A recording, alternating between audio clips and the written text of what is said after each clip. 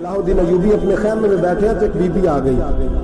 اس قبیلے کا کوئی شخص مسلمان نہیں ہوتا. بی بی آئی, آگے کہنے لگی میرے 4 بیٹے جنگ میں کھو گئے, چھوٹے چھوٹے بچے جنگ میں کھو گئے, مل نہیں رہے, فوجیوں کو حکم دے مجھے میرے بچے تلاش کر کے دیں.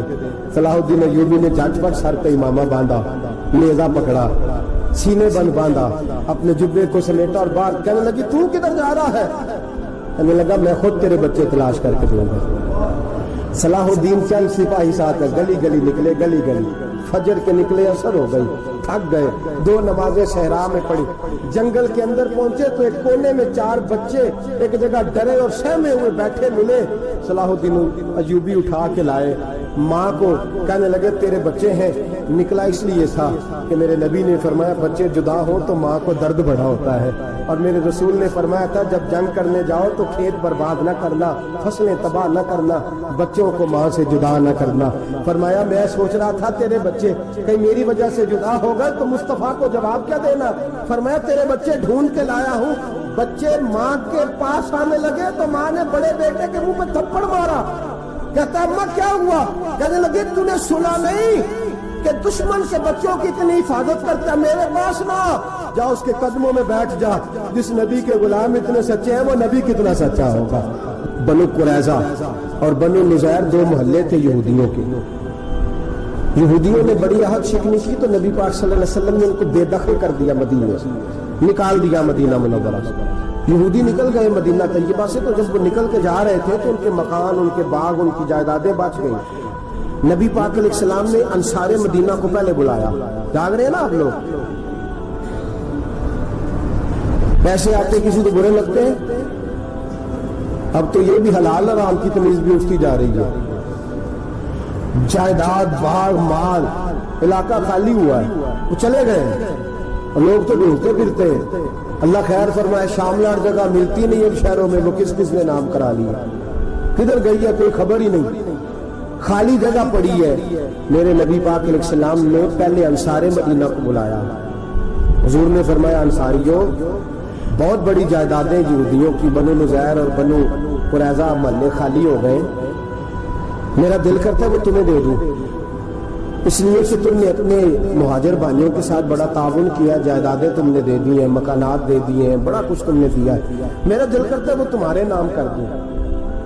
تو انصار مدینہ کیا کہنے لگے یا رسول اللہ دے تو ہم نے دیا ہے پر وہ بیچارے جھچکتے ہی رہتے ہیں, وہ جھچکتے ہی رہتے ہیں, کھول کے ہماری چیزیں استعمال نہیں کرتے.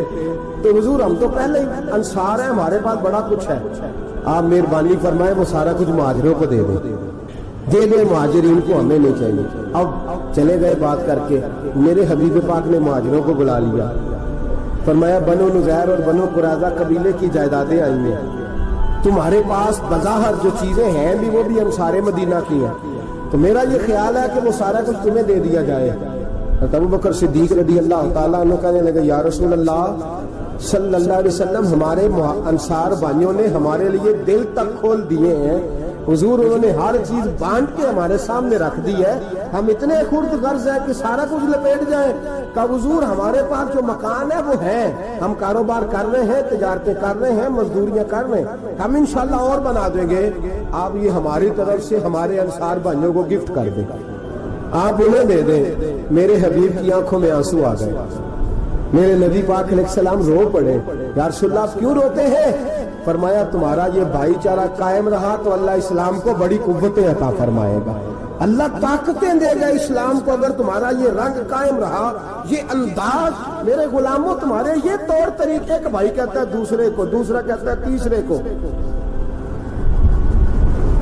مسلمانوں کی نا ایک تعداد لڑتے لڑتے لڑتے لڑتے دور چلے گئی. تاتاریوں نے قید کر لیا, 4 مسلمان تھے, تبلیغ کرنے گئے, جنگ کرنے گئے, جہاد کرتے کرتے کافروں سے لڑتے لڑتے تاتاری قوم میں چلے گئے, وہاں قید کر لیے گئے. تو سزائے موت کا حکم ہوا, 4 بزرگ تھے, سزائے موت کا حکم ہوا. تو تاتاری بادشاہ جو تھا وہ بڑا خلاف تھا, بڑا سخت مخالف تھا مسلمانوں کا. اس نے کہا کہ ان کو جب پھانسی دینا نا مسلمانوں کو تو میرے سامنے دینا. اب 4 عالم ہیں, 4 صوفی ہیں, سفید داڑیاں, سر پہ امامے. پھانسی کا وقت آیا تو جو پھانسی گھاٹ ہے وہ ایک ہے, چاروں کو اکٹھے پھانسی نہیں ہو سکتی. ایک کو کہا کہ ایک ایک کر کے ان کو پھانسی دو. جب پھانسی کا وقت آیا نا تو جو سب سے پیچھے سوجی تھے وہ دوڑ کے آگے آئے, کہنے لگے بادشاہ پہلی باری میری لگا پہلی.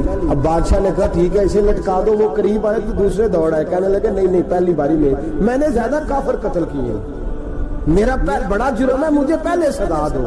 ان کو پھانسی دینے لگے تو تیسرے آ گئے, کہنے لگے نہیں یہ تو میرا قتل کرتا تھا, رستے میں بتایا کرتا تھا, ڈھونڈ کے میں بتلاتا تھا کہ یہاں زیادہ تعداد ہے, مجھے پہلے پھانسی دو.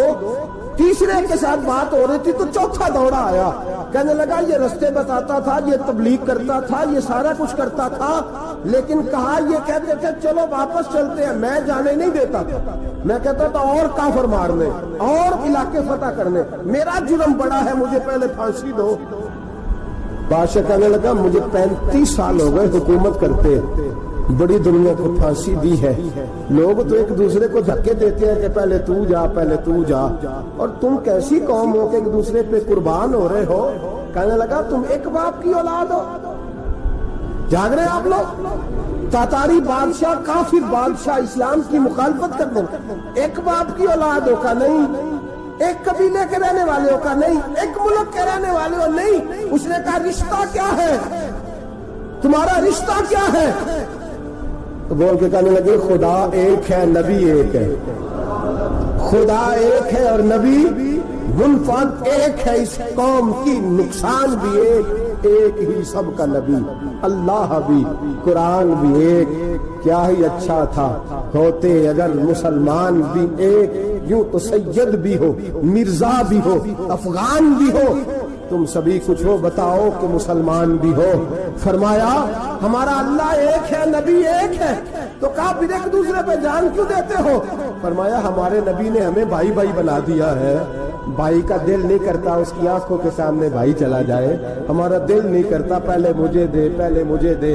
بادشاہ کہنے لگا تمہارا جذبہ مجھے متاثر کر گیا, جاؤ میں تم چاروں کو آزاد کرتا ہوں, تمہیں آزاد کرتا ہوں. میرے دوستو یہ رنگ تھا, دیکھیں نا, یہ اس دھرتی نے نظام دیکھا ہے نا, اس فلک نے پہلی بار دیکھا, اس زمین نے پہلی بار, اور میرے حضرت صاحب فرمایا کرتے تھے زمین تڑپ کے روئی, اس نے پہلی دفعہ دیکھا.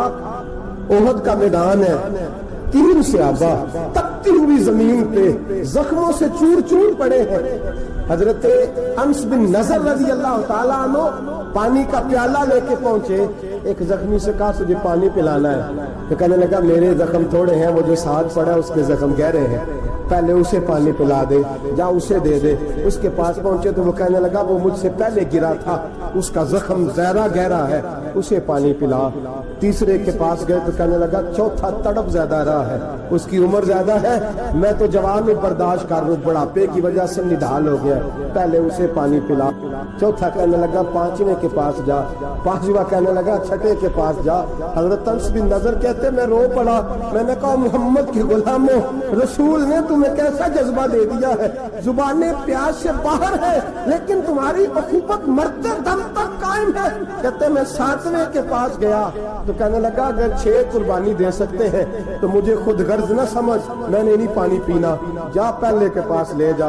کہتے میں پہلے کے پاس آیا تو روح پرواز کر گئی, دوسرے کے پاس آیا تو روح پرواز کر گئی, میں 7ویں تک آیا تو انتقال کر گئے. کہتے ہیں پانی کا پیالہ میں نے اٹھایا اور میں نے زمین پہ رکھا تو میں نے کہا پانی گھما رہنا, محمد کے غلام مر تو جاتے ہیں پر ایک دوسرے کا خیال بڑا رکھا کرتے ہیں, گھما رہنا یہ مر جایا کرتے لیکن ایک دوسرے کا درد. میرے دوستو لٹا ہوا برما, روتے ہوئے مسلمان, سسکیاں اور آہیں لیتی ہوئی مائیں پوچھتی ہیں اے خاصا اے خاصان رسول, وقت دعا ہے, امت پہ تیری آ کے عجب وقت پڑا ہے.